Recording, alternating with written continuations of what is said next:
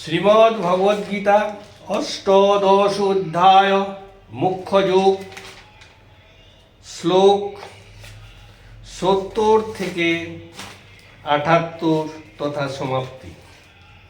শ্লোক 70।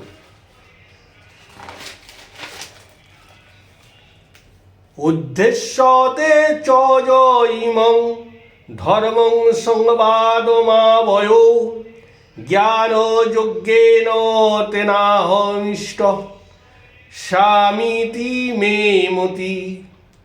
আর যিনি আমাদের উভয়ের এই ধর্ম সংবাদ পাঠ করিবেন কিংবা শ্রবণ করিবেন, আমি জ্ঞানযজ্ঞ দ্বারায় তাহার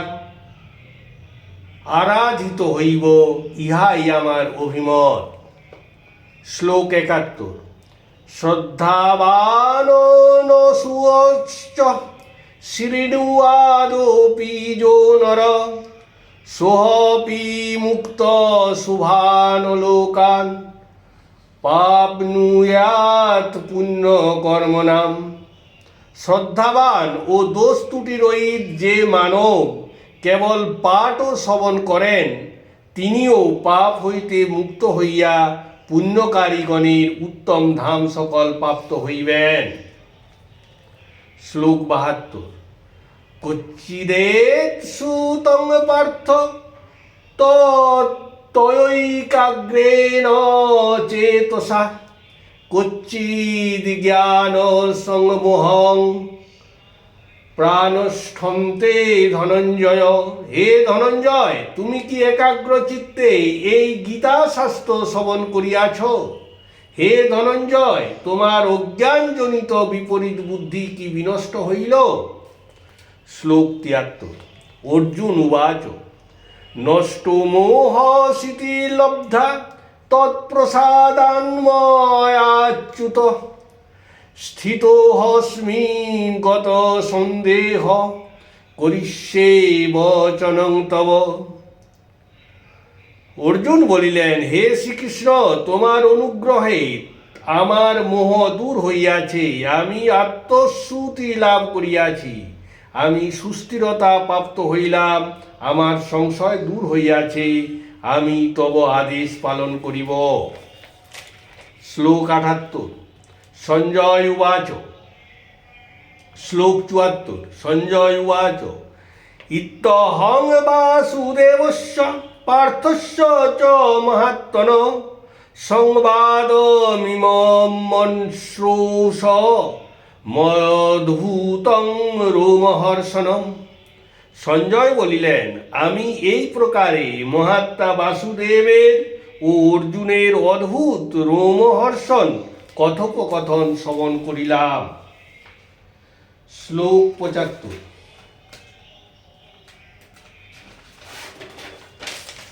ব্যাস প্রসাদাৎ শ্রুতিবাণীমং গুহ্যমহং পরম যোগং যোগেশ্বরাৎ কৃষ্ণাৎ সাক্ষাৎ কথয়ত স্বয়ং। আমি ব্যাসদেবের কৃপায় এই পরম গোপনীয় যোগসমূহ আমার সম্মুখে উপদেশ করিতে প্রবৃত্ত স্বয়ং কৃষ্ণ যোগেশ্বরের নিকট শ্রবণ করিলাম। শ্লোক 76। রাজন সংসিত সংবাদমিমমদ্ভূতম কেশবার্জুনয়ো পুণ্যং হিস্যামি চ মুহুর্মুহু। হে মহারাজ ধৃতরাষ্ট্র, শ্রীকৃষ্ণ অর্জুনের এই পবিত্র অদ্ভুত সংবাদ তথা কথোপকথন পুনঃ পুনঃ স্মরণ করিয়া বারংবারই রোমাঞ্চিত হইতেছি। শ্লোক 77। তচ্চ সংসিত রূপমত্যদ্ভূতং হরে বিস্ময় মে মহান রাজন হিস্যামি চ পুনঃ পুনঃ।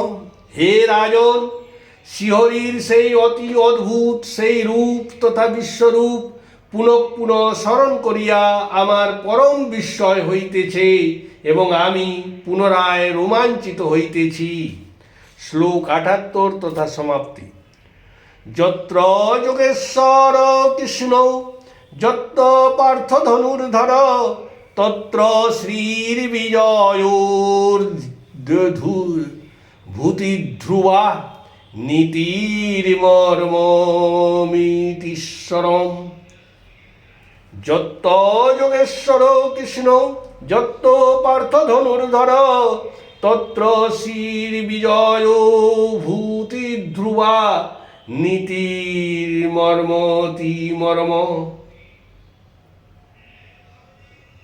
যেখানে যোগেশ্বর কৃষ্ণ ও যেখানে ধনুর্ধর পার্থ সেখানেই শিবিজয়, সেখানেই ভূতি অর্থাৎ অদ্ভুত শক্তি, সেখানেই নীতি ও সত্য প্রতিষ্ঠিত।